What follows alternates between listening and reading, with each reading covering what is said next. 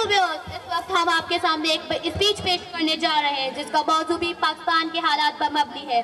تو ہم گزارش کرتے ہیں کلاس میٹرک کی اسٹوڈنٹ مس کائنات دانش کو کہ وہ اسٹیج پہ آئیں اور اپنی اسپیچ پیش کریں.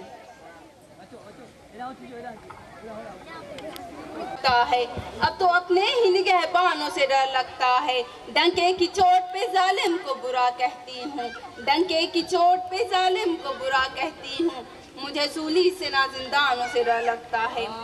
جناب اعلیٰ, وطن عزیز کے حکمران اور عہدیدار ہاتھ میں کشکولی اغیار کے سامنے ہر وقت بھیک مانگنے کے منتظر رہتے ہیں, جو نہ صرف اس ملک کی تشخیص کو پامال کر رہا ہے بلکہ آنے والی آئندہ ہماری نسلوں کو گداگری جیسی شرمناک عادت سے متعارف کرا رہا ہے. تاریخ میں سے کئی قوموں کے قصے رقم ہیں جن قوموں نے مذہب کے نام پہ اپنے سروں کو جھکا کر دستے سوار بلند کیا اور بعد میں جن کا انجام بازار میں بکنے والے سفید جسموں کی مانند کمتر اور حقیر بن کر ابھرا. ایسا ہی کچھ حال وطن عزیز کا بھی ہے. تو جناب اعلیٰ, پاکستان پچھلے 10 سالوں میں امریکہ سے $18 بلین کی رقم موصول کر چکا ہے. امداد پہ امداد لینے کی یہ وجہ جب ان حکمرانوں سے پوچھی جاتی ہے تو جواب ملتا ہے پاکستان ایک غریب ملک ہے, بھوک افلاس انتہا پہ ہے, امداد دینے کے سوا اور کوئی چارہ بھی تو نہیں. تو جناب اعلیٰ, میں نے سوچا ذرا ان کلمات پہ اعتبار کرتے ہوئے اپنے گھر سے باہر نکل کر دیکھیں گے امداد کے نام پہ ملنے والی اس بھیک نے میرے ملک کے عوام کی حالات زندگی کہاں تک بدلی ہے.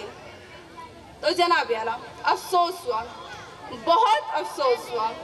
کہیں پہ میں نے بھوک سے بلکتے معصوم بچوں کی آوازیں سنی, تو کہیں پہ میں نے وزارت کے فرنگی کتوں کو سیر ہوتے دیکھا, تو کہیں پہ میں نے بازار میں بکتی ہوئی آدم کی بیٹی دیکھی, تو کہیں پہ میں نے وزیر اعظم کے تن پہ لاکھوں کا لباس دیکھا, کہیں پہ میں نے اولاد برائے فروخت کے نعرے سنے, تو کہیں پہ میں نے وزیر اعظم اور حکمرانوں کے پیچھے آگے پیچھے جاتی 10 مرسیڈیز دیکھی.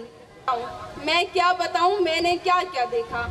ڈرون حملوں میں مرنے والوں کی لاشوں کو دیکھا, عورتوں کے اجڑتے سہاگوں کو دیکھا, لوگوں کے ہاتھوں میں ڈگریاں لیے بے روزگاری کے عوض پارلیمنٹ ہاؤس کے سامنے آگ میں جھلستے دیکھا, بزرگوں کو پوسٹ آفس کے سامنے پینشن نہ ملنے کی خاطر ہلاک ہوتے دیکھا. تو جناب اعلیٰ, میرے اس ملک کے ہر شہر ہر کوچے میں کربلا کا میدان دیکھا. تو بے اختیار میری الفاظ سے زبان سے الفاظ نکل گئے, اصول بیچ کے خریدنے والوں, لگا ہے اہل وفا میں بہت حقیر ہو تم, نگاہ اہل وفا میں بہت حقیر ہو تم, وطن کا پاس تمہیں تھا نہ ہو سکے گا کبھی, اپنے حرص کے بندے ہو بے ضمیر ہو تم.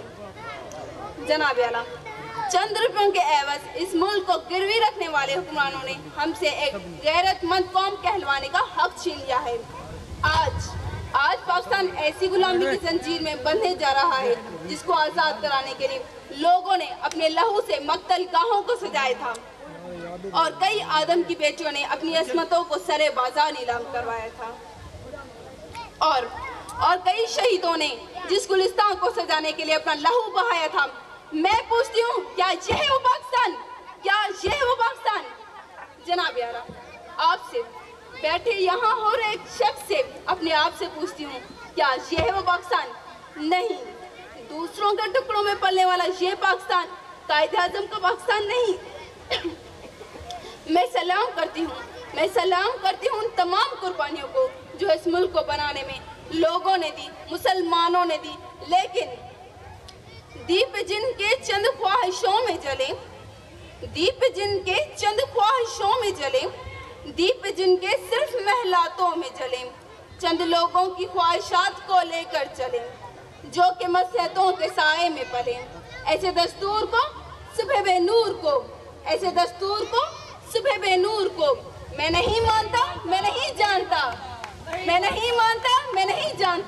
میں بھی خائف ہوں تختائے دار سے, میں بھی منصور ہوں کہہ دو یہ یار سے. کیوں ڈراتے ہو زندہ کی دیوار سے, ظلم کی رات کو جہل کی بات کو، ظلم کی رات کو، جہل کی بات کو. میں نہیں مانتا، میں نہیں جانتا، میں نہیں مانتا، میں نہیں جانتا. تھینکس.